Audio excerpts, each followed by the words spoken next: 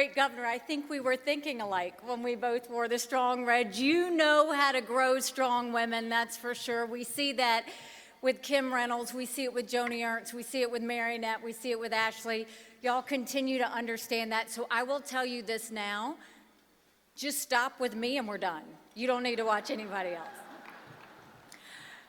You know, everybody was complaining it was hot in Iowa. And I said, well, you know, we're used to being hot. And they said, well, yeah, but when you walk outside, you immediately start sweating. And I said, well, in South Carolina, we don't sweat, we glisten. You know, I don't need to tell you how bad things are. You don't have to turn on the news to see it. We are $32 trillion in debt. We're having to borrow money just to make our interest payments. I would love to say Biden did that to us, but I've always spoken hard truths, and I'm going to do that with you today. Our Republicans did that to us too.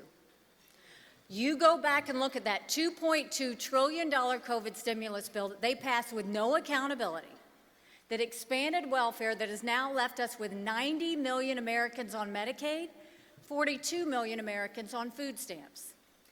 And did Republicans try and make it right? Nope. They doubled down and opened up earmarks again for the first time in 10 years, pushing through 7,000 of them. Things like an honors college in Vermont, horse racing in Arizona, tearing down a hotel in Alaska, and the list goes on. All while 1 in 6 American families can't pay their utility bill, 60% of Americans are on credit card debt. Social Security will go bankrupt in 10 years.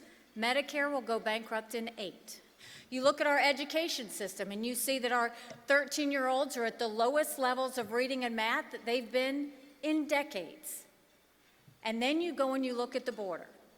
And I know Kamala's here in Iowa, but I bet you she hadn't spent near as much time at the border as she spent in Iowa talking about abortion. I've been to that border. The idea that those ranchers get up first thing in the morning and go see if anyone died crossing the fence. They pick up whatever little kids were left behind and they turn them over to Border Patrol. They arrest whoever they can get before 7 a.m. Border Patrol gets them, they document them, and release them until their court date years from now. When you ask Border Patrol about their job, they said, you want to know what we do? We're glorified babysitters. They don't let us do our job. 5.5 million illegal immigrants have crossed that border. Enough fentanyl has crossed the border that would kill every single American last year. Number 1 cause of death for adults 18 to 39, fentanyl. And don't think for a second China doesn't know what they're doing when they send it over. So we've got some work to do. And I'll tell you what I told South Carolinians when I became governor. No more whining. No more complaining. Now we get to work. How do we fix it? Let's claw back the $500 billion of unspent COVID dollars that are out there. Instead of 87,000 IRS agents, let's go after the hundreds of billions of dollars of COVID fraud that exist. If 8% of our budget is interest, quit borrowing, cut up the credit cards. Republicans and Democrats have a spending addiction in D.C. When it comes to education, do what your great Governor Kim Reynolds did. Let's make sure our kids can read by the 3rd grade. Let's have complete transparency in the classroom, and let's let parents decide where their kids should go to school.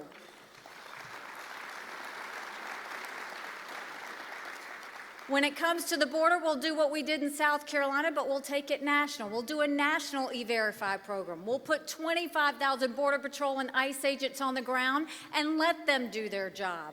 We'll defund sanctuary cities, and instead of catch and release, we'll go to catch and deport. So we have the answers of what we need.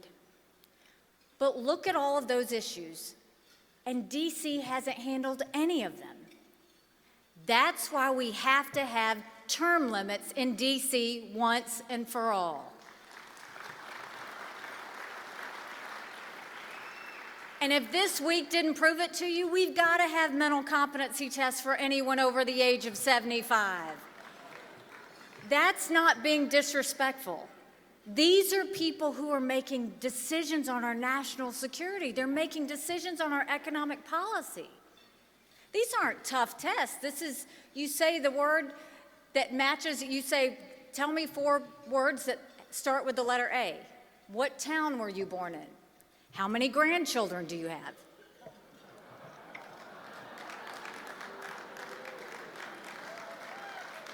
What? I don't know what y'all are laughing at.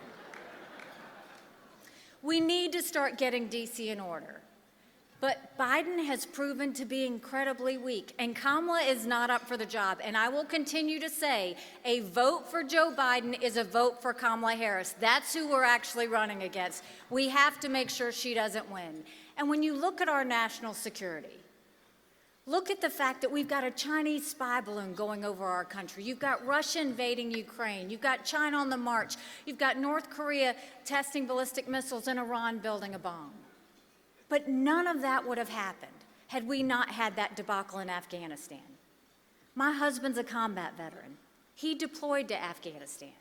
The idea that we left Bagram Air Force Base in the middle of the night without telling our allies who stood shoulder to shoulder with us for decades because we asked them to be there. Think about what that told our friends. More importantly, think about what that told our enemies. And when you look at China and the threat that they are, they're literally infiltrating our country. They have been planning war with us for years. We've got to snap out of it.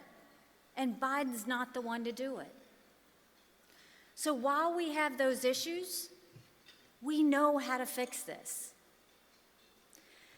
Do you remember when you were growing up? How simple life was? How safe it felt? It was about faith, family, and country. Your parents raised you to be a responsible individual. You went to school and you learned what it meant to be successful. You went to church and you found your faith and your conscience. Don't you want that again? Because we could have that again. You know, 3 weeks ago, I dropped my husband off for another year-long deployment. And I watched him and 230 soldiers pick up their 2 duffel bags and load a bus to go to a country they'd never been, all in the name of defending and protecting America. They were willing to sacrifice their lives.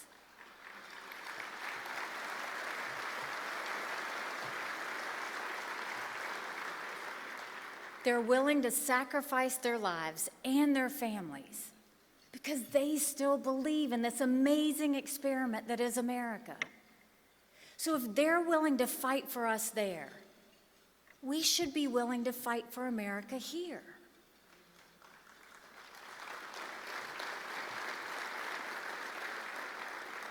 But in order to do that, it's going to take a lot of courage. Courage for me to run. And courage for every one of you to remember, don't complain about what we get in a general election if you don't play in this caucus. It matters. Someone asked me why I was running. And I said, my parents came here 50 years ago to an America that was strong and proud and full of opportunities. I want them to know that country again. I'm doing this for my husband, Michael, and his military brothers and sisters because they need to know their sacrifice means something. They need to know that we do love our country. I'm doing this for my daughter who just got married, and I saw how hard it was for her and her husband to buy a home. And I'm doing this for my son because I have watched how hard it is for him in the fact that he's having to write papers of things he doesn't believe in just to get an A. That's not us. That's not America. And now 78% of Americans say that they don't think their kids are going to live as good of a life as we did.